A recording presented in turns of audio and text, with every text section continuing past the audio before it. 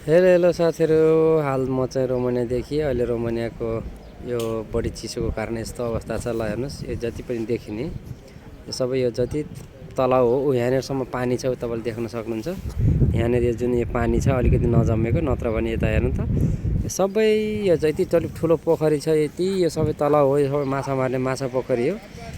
तर अहिले चाहिँ यो पानी जमेर हिउँहरू जमेर ल हेर्नु त यो मान्छेहरू यसरी त्यो पानी बिचबिचमा यसरी दौडिन्छ, यस्तो मिल्ने भएको छ।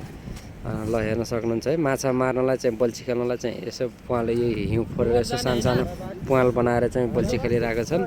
नत्र यसरी पोखरीमा यस्तो मान्छेहरू जमेर हिँड्न मिल्ने राम्रो खालको भएको छ।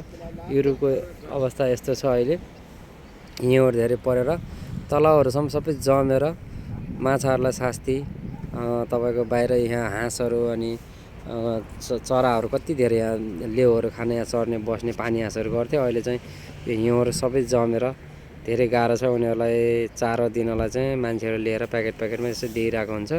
होइन भने एकदम गाह्रो छ अहिले उनीहरूलाई, तल पानी जमेर जान मिलेको छैन, खाना पनि मिलेको छैन लेउहरू यताउता खानलाई।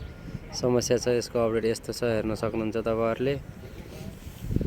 युरोपमा यस्तो छ है गाइज, अहिले हिउँ धेरै परेर चिसो धेरैको कारणले तलाउहरू पनि सबै पोखरीहरू जमेर यस्तो अवस्थामा छ, मान्छेहरू हिँड्न सक्ने मिल्न भएको छ।